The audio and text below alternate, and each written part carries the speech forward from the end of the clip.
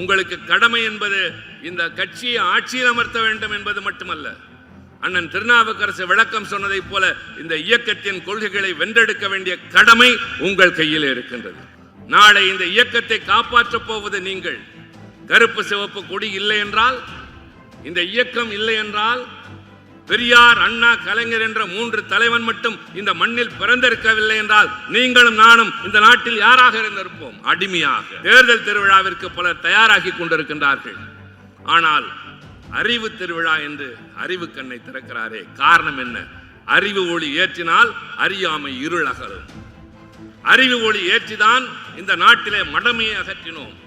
அது இருந்த காரணத்தால் தான் நாம் எவருக்கும் மண்டியிடவில்லை. மாநிலத்தின் சுயாட்சியை பெற்றிட வேண்டும் என்கிறார்கள். அதை அடைவதற்கான நேரம் நெருங்கிவிட்டது. இன்றைக்கு தமிழ்நாட்டிலிருந்து கிளம்பிய அந்த குரல் இந்தியாவின் பல்வேறு மாநிலங்களில் எதிரொலிக்க தொடங்கிவிட்டது. ஒரு இளைஞர் பட்டாளம் இந்த இயக்கத்தினுடைய கொடியினை தூக்கி சுமந்து உணர்ச்சி பூர்வமாக நடைபோடுகிறது என்பதன் காரணம்தான். கழகத்தின் இளைஞரணி தளபதி அண்ணன் மு.க. ஸ்டாலின் அவர்கள் தலைமையில் தொடங்க பெற்றது.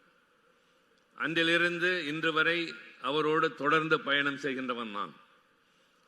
அவர் பாடுபட்டு வளர்த்த அந்த இளைஞரணி அமைப்பை இன்றைக்கு பல லட்சம் இளைஞர்களை கொண்ட பட்டாளமாக மாற்றியிருக்கும் பெருமை தம்பி உதயநிதி ஸ்டாலின் அவர்களுக்கு உண்டு. இளைஞர்கள் அவருக்கு பின்னால் அணிவகுப்பதற்கு காரணமும், மூத்தவர்கள் அவர் மீது கொண்டிருக்கிற நம்பிக்கைக்கு அடிப்படையான காரணமும், யாருக்கு பின்னால் நீங்கள் இடுகின்ற கட்டளையை ஏற்கிறோம் என்று எல்லோரும் அணிவகுக்கிறார்களோ அவன்தான் தலைவன்.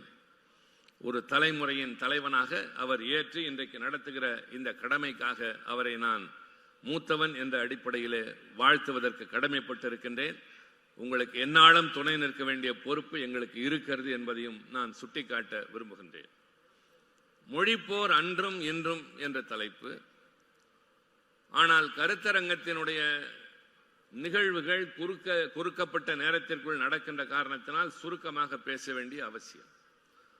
தம்பி ராஜா சொன்னதை போல நாடாளுமன்றத்தில் உரையாற்றுகிற போது கருத்துக்கள் நிறைய இருக்கலாம், ஆனால் காலம் குறைவாக இருக்கும். அதற்குள்ளாக சொல்ல வேண்டும் என்பதை போல ஒரு நிலையில் இன்று நிற்கின்றோம்.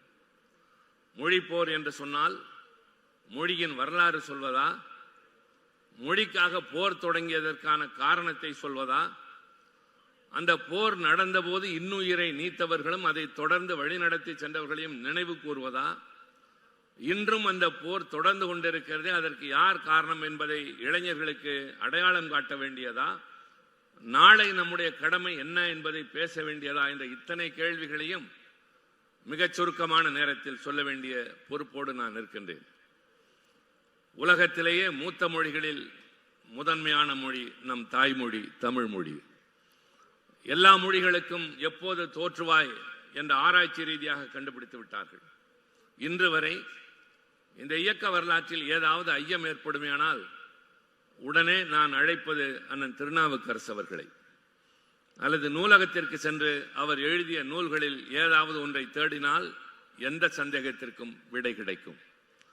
அதே போல இந்த மொழியினுடைய வரலாறு நம்முடைய நாட்டில் இருக்கின்ற இளைஞர்களுக்கு தெரிந்தாக வேண்டும்.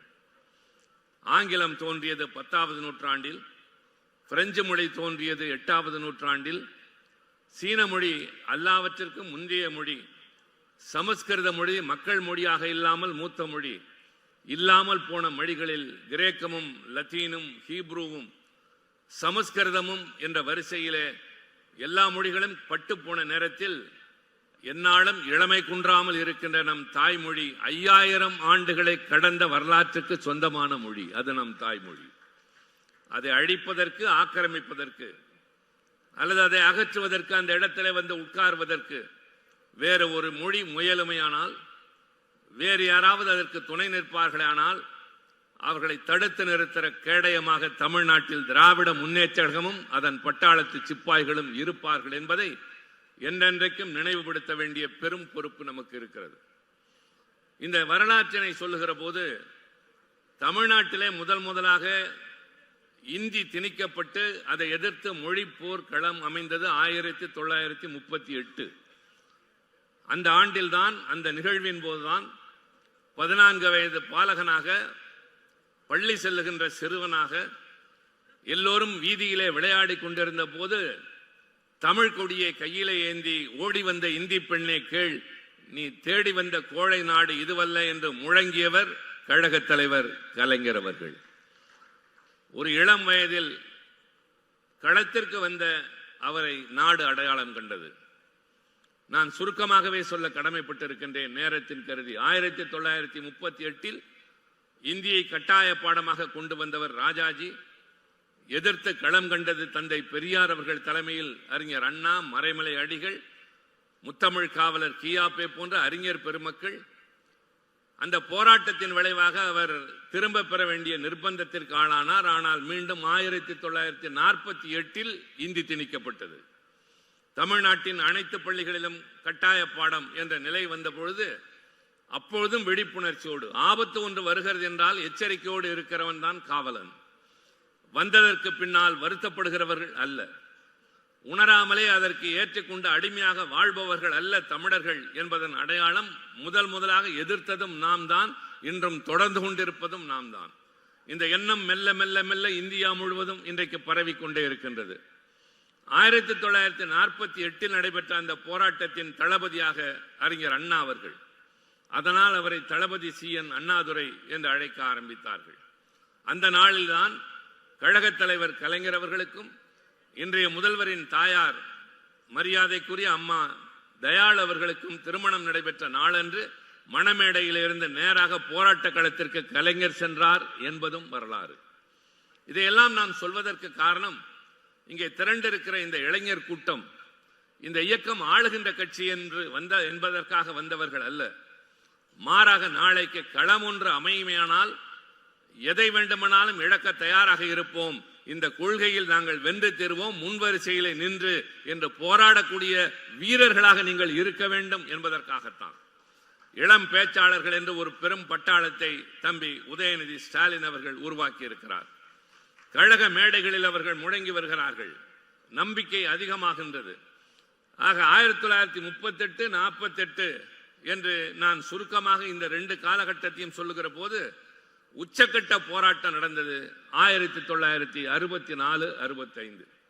அந்த காலகட்டத்தில் களத்தில் இறங்கிய மாணவர்களில் ஒருவர் தான் எதிரே இருக்கிற அண்ணன் வைகோ அவர்கள், இன்றைய கழகத்தின் பொதுச் செயலாளர் அண்ணன் துரைமுருகனை போன்றவர்கள். நாங்கள் எல்லாம் பள்ளி மாணவர்கள். சரி, அந்த போராட்டம் ஏன் அந்த அளவிற்கு விசுவரூபம் எடுத்தது என்பதை இன்றைய இளைஞர்கள் தெரிந்து கொண்டாக வேண்டும். இந்த நாடு விடுதலை அடைகின்ற வரை தயவு செய்து தெரிந்து கொள்ளுங்கள், இந்தியாவின் ஆட்சி மொழி ஆங்கிலமாகத்தான் இருந்தது. அதுவரை இந்தி என்ற மொழிக்கு இங்கே வேலையே இல்லை. ஆனால் 1950 அரசியல் சட்டம் நிறைவேற்றப்பட்ட நேரத்தில், அரசியல் சட்டம் என்பது தம்பி ராஜா சொன்னதை போல இது குடியரசாக மாறுகிற நேரத்தில் அரசியல் சட்டம் ஒன்று அடிப்படை தேவை என்ற அடிப்படையில் 3 ஆண்டுகள் விவாதிக்கப்பட்டு ஏற்றுக்கொள்ளப்பட்ட அரசியல் சட்டம் இந்திய நாட்டின் அரசியல் சட்டம்.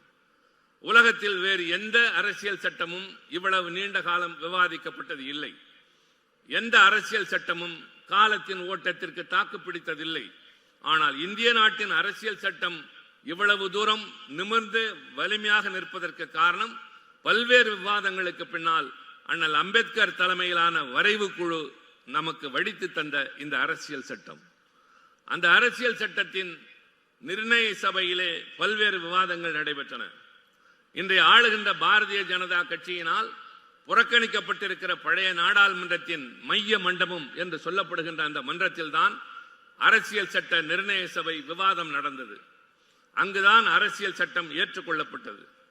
அந்த அரசியல் சட்ட நிர்ணய சபையில் ஒவ்வொரு பிரச்சனையாக பேசினார்கள். பல்வேறு நாடுகளில் இருந்த பலவற்றை எடுத்துக்கொண்டார்கள். கூட்டாட்சி தத்துவத்திலே தொடங்கி ஒரு நாடு எப்படி இயங்க வேண்டும் என்பதற்கான நிர்வாக முறையிலிருந்து பலவற்றை ஏற்றுக்கொண்ட போது இந்த நாட்டுக்கு ஒரு மொழி தேவை என்ற விவாதம் நடைபெற்றது. அது 2 தலைப்புகளில் நடைபெற்றது.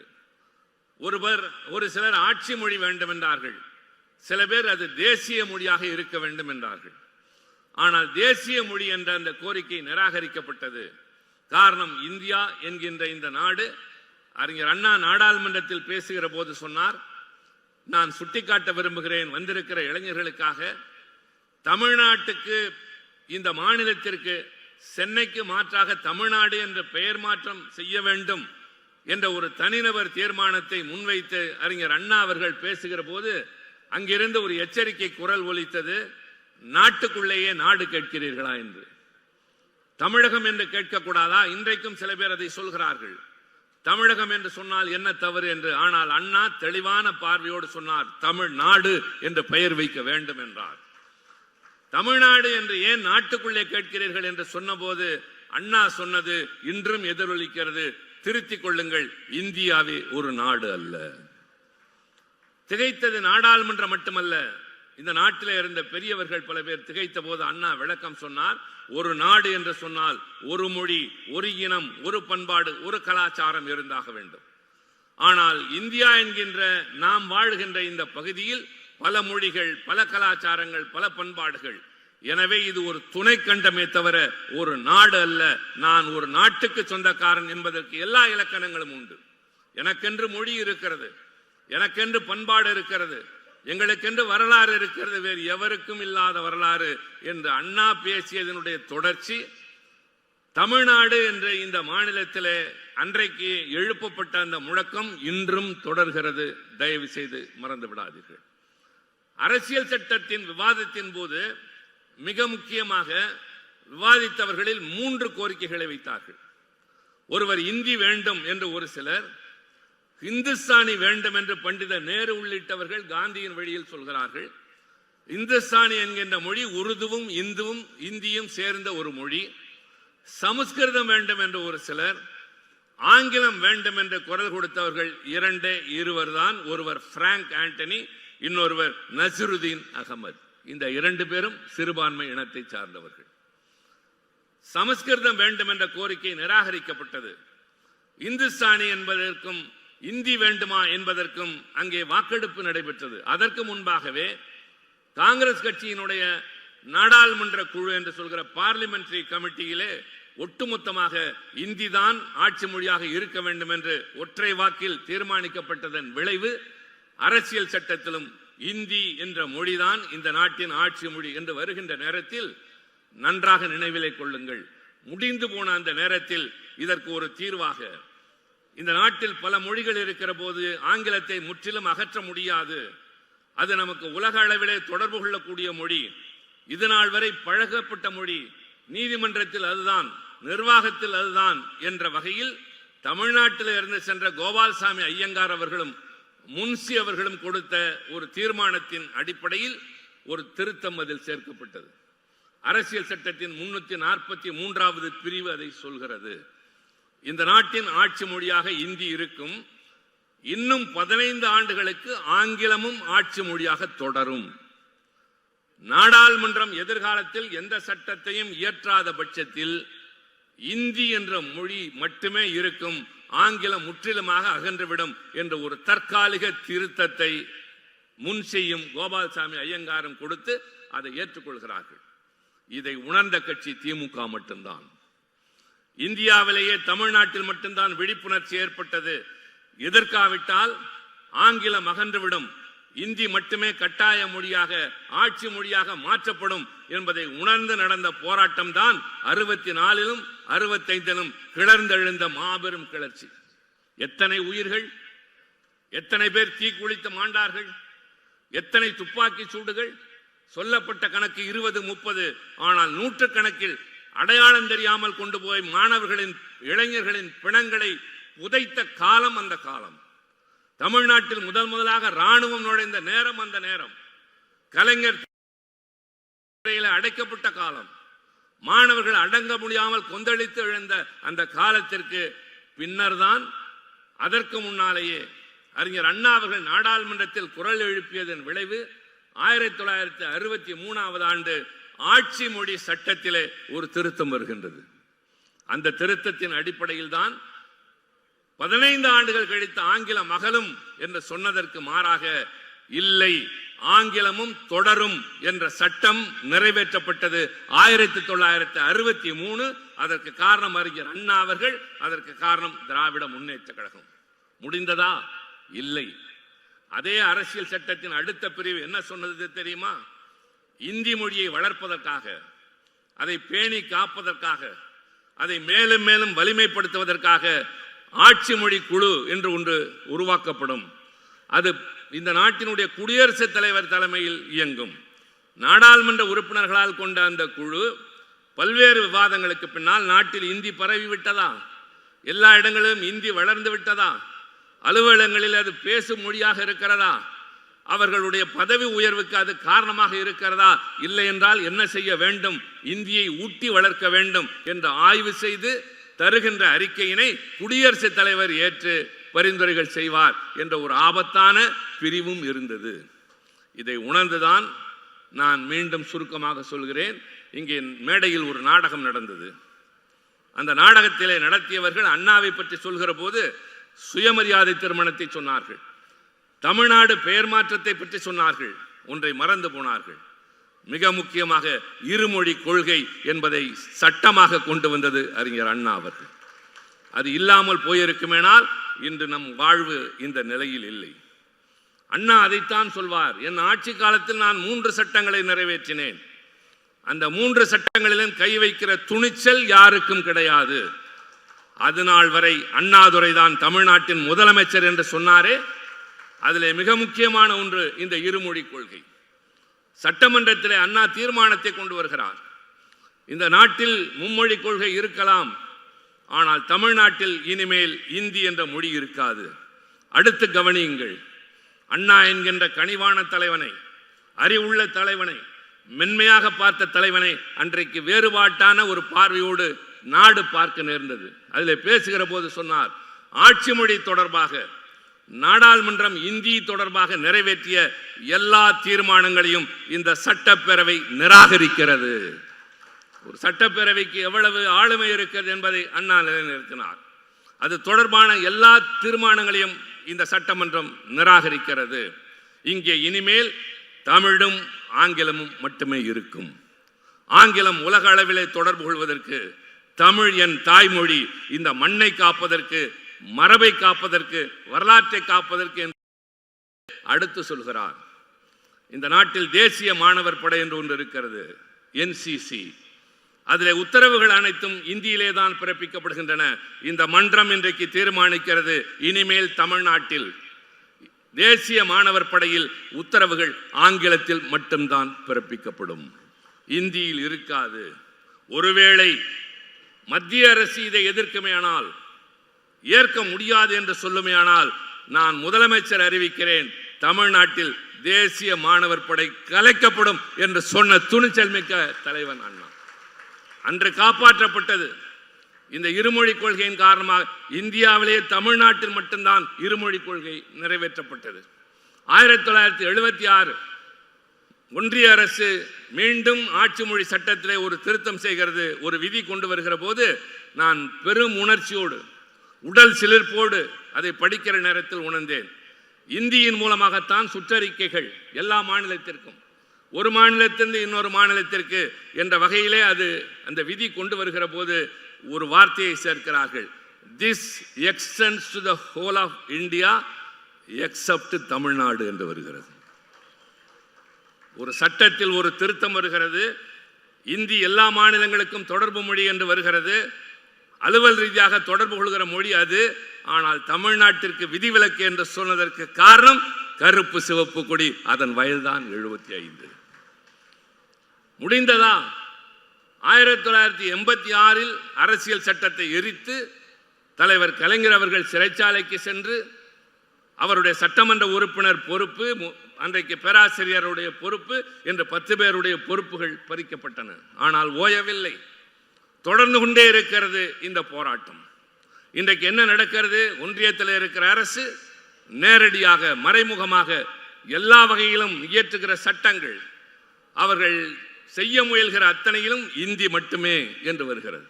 இந்தியன் பீனல் கோட், EPCO திரைப்படங்களிலே கேட்டிருப்போம், வழக்கறிஞர்களின் வாதத்தை பற்றி தெரிந்திருப்போம். அது முற்றிலுமாக இப்போது அகற்றப்பட்டுவிட்டு பாரதிய நியாய சன்ஹிதா என்று ஒரு சமஸ்கிருத சொல் வந்திருக்கிறது. அது சமஸ்கிருதமா இந்தியா என்ற வாதம் ஒருபுறம். அரசியல் சட்டத்திலே இருந்த நிலைமைக்கு மாறாக நீதிமன்றங்களில் புழங்குகின்ற சட்டத்தை கூட முற்றிலுமாக அகற்றிவிட்டு நாங்கள் ஆங்கிலத்தை ஏற்க மாட்டோம் என்று இந்தியிலும் சமஸ்கிருதத்திலும் சட்டத்தையே மாற்றுகிறார்கள். பெரும் குழப்பம் ஏற்பட்டிருக்கிறது. காவல்துறையிலே முதல் தகவல் அறிக்கை பதிவு செய்கின்ற அங்கு இருக்கிற ஏட்டையாவுக்கு இது பற்றி தெரியாது. வாதாடுகிற பழைய வழக்கறிஞர்கள் பல பேருக்கு இது தெரியாது, புதிதாக படிக்க வேண்டும். சில நீதிபதிகள் சொல்லிவிட்டார்கள், நான் இன்னும் இபிகோ மட்டும்தான் பின்பற்றுவேனே தவிர இந்த பாரதிய நியாய இதெல்லாம் எங்களுக்கு தெரியாது என்று சொல்லுகின்ற நிலை. இன்று இருக்கிற கடமை என்ன தெரியுமா? தம்பி உதயநிதி ஸ்டாலின் அவர்களுக்கு பல வேண்டுகோள் வைத்தார்கள். தம்பி, உங்களுக்கு பெரிய கடமை இருக்கிறது. நாடாளுமன்றத்தில் அண்ணன் முரசொலி மாறன் அவர்கள், அப்போது அவரோடு இருந்த அண்ணன் வைகோ அவர்கள் கொண்டு வந்த ஒரு தனிநபர் மசோதா, அதற்கு 30 ஆண்டுகளுக்கு பின்னால் நான் கொண்டு வந்த அதே தனிநபர் மசோதா வேறு ஒன்றும் இல்லை. இந்திய நாட்டின் அரசியல் சட்டத்தின் 8வது அட்டவணையில் இருக்கிற 22 மாநில மொழிகளையும் இந்தியாவின் ஆட்சி மொழிகளாக்கிட வேண்டும் என்ற தனிநபர் மசோதா விவாதிக்கப்பட்டு தோற்கடிக்கப்பட்டிருக்கிறது. அன்றும் தோற்கடிக்கப்பட்டது, நான் கொண்டு வந்த போதும் தோற்கடிக்கப்பட்டது. ஆக போராடி கொண்டே இருக்கிறோம், கொஞ்சமும் சளைத்ததில்லை. திராவிட நாடு வேண்டும் என்று தமிழ்நாட்டில் மட்டுமா பேசினோம், நாடாளுமன்றத்திலும் பேசினோம். இந்தி கூடாது என்று முச்சந்தியில் நின்றா முழங்கினோம். இந்தி தான் வேண்டும் என்று சொல்லுகிறவர்கள் கூடியிருக்கிற மன்றத்தில் ஒற்றையாளாக நின்ற அறிஞர் அண்ணா முழங்கினாரே, அதுதான் துணிச்சல். மாநிலங்களுக்கு அதிக அதிகாரம் வேண்டும் என்று வலிமை வாய்ந்த ஒரு அரசாங்கம் என்று நடத்துகிற மத்திய அரசாங்கம் என்று சொல்கிற ஒன்றிய அரசை எதிர்த்து மாநிலங்கள் இல்லாமல் இந்த நாட்டில் ஒன்றியங்கள் என்பது கிடையாது. யூனியன் இஸ் அன் ஆனியன் என்று அண்ணா சொன்னார். வெங்காயம் சுவையானது, ஆரோக்கியமானது, ஆனால் தோலை ஒவ்வொன்றாக உரித்தால் கடைசியாக ஒன்றும் இருக்காது. மாநிலங்களை ஒவ்வொன்றாக பிரித்தால் இந்தியா என்ற இந்த நாடு இருக்காது என்று தத்துவம் சொன்னவர் அண்ணா. அவர் வழியில் கலைஞர் ஒரு நாளும் இங்கே இந்தியை அனுமதித்தது இல்லை. போராட்டம் தொடர்ந்து கொண்டே இருந்தது. இன்றைக்கும் தளபதி அண்ணன் ஸ்டாலின் அவர்கள் அந்த வரலாற்று பாதையிலே வந்தவர் என்ற காரணத்தினால் அவர் இன்றைக்கு பேசுகிற போது, செயல்களில் ஈடுபடுகிற போது, சட்டமன்றத்திலே சட்டங்களை இயற்றுகிற போது, மேடைகளில் பேசுகிற போது அவருடைய முழக்கம், எந்நாளும் நாங்கள் சமரசம் செய்து கொண்டதில்லை. கொள்கையை பொறுத்தவரை எந்த நாளும் அதிகாரத்திற்கு மண்டியிட்டதில்லை. ஆட்சியும் அதிகாரமும் எதை வேண்டுமானாலும் செய்யலாம் என்ற துணிச்சலை ஒன்றிய அரசுக்கு தந்திருக்கலாம். எங்களுக்கு ஆட்சியும் அதிகாரமும் இருக்கிறது, நீ செய்வதையெல்லாம் தடுப்பதற்கும் எதிர்ப்பதற்கும் துணிச்சல் இருக்கிறது. ஆக ஆட்சியிலே இருக்கிறோம் என்பது மட்டுமில்லை, அதை கடந்து கொள்கை பட்டாளமே, எதிரே வந்திருக்கிற இராணுவ வீரர்களை ஒத்த இளைஞர் அணியை சார்ந்த தோழர்களே, உங்களுக்கு கடமை என்பது இந்த கட்சியை ஆட்சியில் அமர்த்த வேண்டும் என்பது மட்டுமல்ல. அண்ணன் திருநாவுக்கரசு விளக்கம் சொன்னதை போல இந்த இயக்கத்தின் கொள்கைகளை வென்றெடுக்க வேண்டிய கடமை உங்கள் கையில் இருக்கின்றது. நாங்கள் உங்களோடு பாடுபட தயாராக இருக்கிறோம். எங்களுடைய பயணம் தொடங்கியது, தொடர்ந்து கொண்டிருக்கிறது. ஆனால் இன்றைய தலைமுறை நீங்கள், நாளை இந்த இயக்கத்தை காப்பாற்றப் போவது நீங்கள். கருப்பு சிவப்பு கொடி இல்லை என்றால், இந்த இயக்கம் இல்லை என்றால், பெரியார், அண்ணா, கலைஞர் என்ற 3 தலைவன் மட்டும் இந்த மண்ணில் பிறந்திருக்கவில்லை என்றால் நீங்களும் நானும் இந்த நாட்டில் யாராக இருந்திருப்போம்? அடிமையாக, மொழியை தொலைத்தவர்களாக, மரபை மறந்தவர்களாக, வரலாறு சிதைக்கப்பட்டவர்களாக, பண்பாடு பாழாகி போனவர்களாக வாழ்ந்திருப்போமே. அதை காப்பாற்றிய அந்த 3 பெரும் தலைவர்கள், அவர்கள் தந்த கருப்பு சிவப்பு கொடியை தளபதி இன்றைக்கு கையில் வைத்திருக்கிறார், பின்னால் தொடர்கிறார். உங்களுடைய தலைவன் எதிர்காலத்தில் இந்த இயக்கத்தையும் இனத்தையும் காப்பாற்ற இருக்கிற தம்பி உதயநிதி ஸ்டாலின். அதனால்தான் சொன்னேன், தேர்தல் திருவிழாவிற்கு பலர் தயாராகி கொண்டிருக்கின்றார்கள். ஆனால் அறிவு திருவிழா என்று அறிவு கண்ணை திறக்கிறாரே, காரணம் என்ன?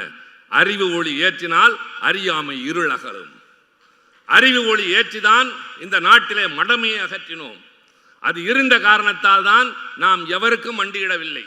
தளபதி இங்கே பேசுகிற போது சொன்னாரே, தேநீர் கடைகளில், முடிதிருத்துகிற கடைகளில், தையல் கடைகளில் எங்கெல்லாம் பாமரர்கள் கூடுகிறார்களோ, எங்கெல்லாம் பாட்டாளி வர்க்கம் இருக்கிறதோ அங்கெல்லாம் கழகம் பேசப்பட்டது. சாதாரணமான தொண்டன் கியூபா நாட்டை பற்றி பேசினான் என்று சொன்னார். பிரெஞ்சு நாட்டு புரட்சியை சொன்னார்கள்.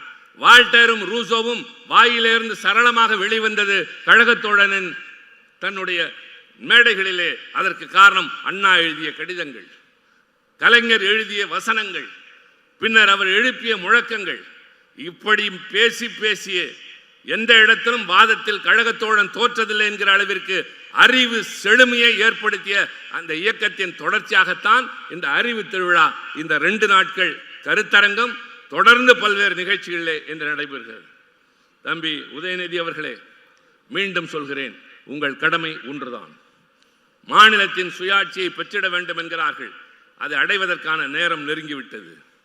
இன்றைக்கு தமிழ்நாட்டிலிருந்து கிளம்பிய அந்த குரல் இந்தியாவின் பல்வேறு மாநிலங்களில் எதிரொலிக்க தொடங்கிவிட்டது. கூட்டாட்சி தத்துவம் என்பதனுடைய அடிப்படை தேவை என்ன என்பதையும், மாநிலங்களுக்கு எப்படி அதிகாரம் வேண்டும் என்பதையும் கர்நாடகம், ஆந்திரம், தெலுங்கானா, பீகாரை கடந்து சென்று விட்டது. பீகாரில் இருக்கிற குழந்தைகள் தமிழ்நாட்டிலே வந்து தங்கி நம் பள்ளிகளை தமிழ் படித்து எனக்கு இந்த ஊர் பிடித்திருக்கிறது என்று சொல்லுகின்ற காலம் வந்துவிட்டது. ஆனால் இது போதாது. மாநில உரிமைகளை அடைய போகிறோம். கூட்டாட்சி தத்துவத்தை நிலை செய்ய போகிறோம். மதசார்பற்ற நாடு இது என்பதை நாம் நிச்சயமாக வென்றெடுப்போம். ஆனால் காலத்தின் தேவை கட்டாயம் ஒன்று இருக்கிறது. அது உங்கள் காலத்தில் நடக்க வேண்டும். இந்த பட்டாளத்தின் துணையோடு ஒரு காலத்தில் விரைவில் இந்த நாட்டின் ஆட்சி மொழிகளில் ஒன்றாக இந்திக்கு ஈடாக ஆட்சி மொழி, தேசிய மொழி என்றால் ஏற்கனவே தமிழும் தேசிய மொழிதான். ஆனால் ஆட்சி மொழியாக தமிழ் என்ற மொழியும் ஆக்கப்பட்டது என்ற நிலையை நீங்கள் உருவாக்கி, அரசியல் சட்டத்தில் திருத்தம் செய்து தமிழ் என்ற தொன்மையான மொழி, உலகத்திற்கு வழிகாட்டியாக வாழ்கின்ற மனிதன் வாழ்ந்த மொழி, உலகத்தில் 8 நாடுகள் ஆட்சி மொழியாக இருக்கிற என் தாய்மொழி தமிழ் மொழி ஆட்சி மொழி ஆக்கியது என்பதை வெற்றியாக கொண்டு வந்து எங்கே சமர்ப்பிக்க வேண்டும் தெரியுமா? முதலாக தன்னுடைய உடலை தீக்கு இரையாக தந்து உடலெல்லாம் பற்றி எறிந்த போது சாதாரணமான நெருப்பு சுட்டால் பதறி போகிற தேகத்தின் சொந்தக்காரர்கள் மனிதர்களாகிய நாம். ஆனால் உடலே பற்றி எறிகின்ற போது கொஞ்சம் கூட பதறாமல் இந்தி ஒழிக தமிழ் வாழ்க என்று சொல்லி செத்தானே முதல் களச்சிப்பாய் சின்னசாமியின் சமாதியிலே கொண்டு போய் வைக்க வேண்டும். அவன் நினைவிடத்திலே கொண்டு போய் சொல்ல வேண்டும். அது பெரியார், அண்ணா, கலைஞருக்கு செய்கிற காணிக்கை. தளபதி ஸ்டாலினுடைய கனவை நனவாக்குகின்ற அந்த பெரும் வெகுமதி. அவன் இளைய வயதிலே 24 வயதில் பகத்சிங் தூக்கில் தொங்கினான் என்கிறோம். 24 வயதில் சின்னசாமி தீக்குளித்து செத்தான். சிவலிங்கம் செத்தான். அரங்கநாதன் தற்கொலை செய்து கொண்டான். பல மாணவர்கள் பல நேரங்களிலே தீக்குளித்தார்கள், துப்பாக்கி சூடுபட்டார்கள். எல்லாம் நடந்தது. ஆனால் முடிந்ததா போராட்டம்? இல்லை என்றால் தொடர்கிறது. நாமும் தொய்வடையவில்லை, அவர்களும் ஓயவில்லை, நாமும் ஒடுங்குவதும் இல்லை, ஒடுங்க போவதும் இல்லை. வெற்றி கனியை எட்டியாக வேண்டும். அது எவரையும் தாழ்த்தி அல்ல, எவரையும் வீழ்த்தி அல்ல, எவருக்கும் எதிரானதல்ல. என்னை, என் மொழியை, என் மண்ணை, என் மரியாதையை, என் மானத்தை காப்பாற்றிக் கொள்வதற்கு நான் என்றைக்கும் களச்சிப்பாய், அதற்கு உயிரையும் தர தயாராக இருக்கிறேன் என்கிற பட்டாளமாக நீங்கள் தயாராக வேண்டும். அதுதான் இளைஞர்களை எதிர்பார்க்கிறோம். நாம் வெறும் அரசியல் கட்சியைச் சேர்ந்த கூட்டம் அல்ல. தளபதி சொன்னதை போல் நீங்கள் கூடி கலைகின்ற காக கூட்டம் அல்ல, கூடி பொழிகின்ற மேக கூட்டம். நீங்கள் திரண்டால் அதன் விளைவு இந்த நாட்டுக்கு நன்மை பயக்கும். நீங்கள் போராளிகள், அதை மனதிலே வைத்துக் கொள்ளுங்கள். நீங்கள் வென்றெடுக்க வேண்டிய லட்சியங்கள் நிறைய இருக்கின்றன. அதில் மிக முக்கியமாக ஒன்றியத்தில் இருக்கிற அரசு வலிமையோடு இருந்தாலும் இல்லை என்றாலும், எவர் துணையோடு எவர் இருந்தாலும் இந்தியை திணிக்கிற முயற்சியிலே தொடர்ந்து ஈடுபடுகிற போது அதில் இருந்து தமிழ்நாட்டை காப்போம், தமிழ் மொழியை காப்போம், தமிழ் மொழியை ஆட்சி மொழியாக்க வேண்டும் என்பதை நம் குறிக்கோளாக கொள்வோம். அதற்கு நாடாளுமன்றத்தில் நாங்கள் இருக்கிறோம், இந்த நாட்டிலே நீங்கள் இருக்கிறீர்கள். எதிரிகள் எங்கே இருக்கிறார்களோ அவர்களுக்கு நேருக்கு நேராக நின்று உன்னை ஏற்க மாட்டோம், உன் மொழியை நாங்கள் தலை வணங்க மாட்டோம் என்று சொல்லுகிற துணிச்சலை அண்ணாவும் கலைஞரும் தந்திருக்கின்றார். அந்த வரிசையிலே இன்று நான் உங்கள் முன்னால் கிடைத்த இந்த நேரத்தில் வைக்க விரும்புகிற வேண்டுகோள், கனவு நனவாகும் நாள் தொலைவில் இல்லை. அது வெறும் சாதாரணமான கற்பனை அல்ல. உங்களை நம்பி, உங்களை வழிநடத்தி தலைமையேற்று நடத்துகிற இந்த தம்பி உதயநிதியை நம்பி இன்றைக்கு இத்தனை பெரிய பட்டாளத்தை கொண்டு வந்து இங்கே நிரப்பி, வெறும் பகட்ட அல்ல, இந்த கண்காட்சியை பார்க்கிற போது, வரலாற்று பெட்டகமாக அதை பார்க்கிற போது, அடுக்கி இருக்கிற நூல்களின் வரிசை அங்கே, இன்றைக்கு வெளியிடப்பட்ட இந்த நூல், அதில் இருக்கிற தொகுப்பு, இதை பார்க்கிற போது இந்த தம்பி அரசியல்வாதி அல்ல, லட்சியவாதி. இவர் வெறும் சாதாரணமாக பதவி தேடுகிற கூட்டத்தை சார்ந்தவர் அல்ல. இந்த இயக்கத்தின் கொள்கைகளை வலிமைப்படுத்துகிற ஒரு போராளி கூட்டத்தின் தலைவன் என்பதை நிலைநிறுத்தி இருக்கிறார். அவர் வெற்றி பெற வேண்டும். அவர் வெற்றி பெற்றால் தமிழ்நாடு வெற்றி பெற்றதாக பொருள். அவர் தன்னுடைய முயற்சியிலே கீர்த்தி அடைகிறார் என்று சொன்னால் அது தமிழ் மொழிக்கு கீர்த்தி வைத்ததாக பொருள். அந்த நாள் வெகு தொலைவில் இல்லை என்பதை நடைமுறைப்படுத்துங்கள். தொடங்கி இருக்கிற இந்த கருத்தரங்கம் தொடர்வதோடு எதிர்காலத்திலும் இந்த இயக்கத்தின் பயணம் தொடரும். நம்முடைய வெற்றி பயணம் நிச்சயமாக வெற்றி பாதையிலே மட்டுமில்லை, லட்சிய முகட்டை தொடும். அதை நீங்கள் வென்று காட்டுங்கள் என்று கேட்டு இந்த நல்ல வாய்ப்பிற்கு நன்றி கூறி விடைபெறுகிறேன். நன்றி.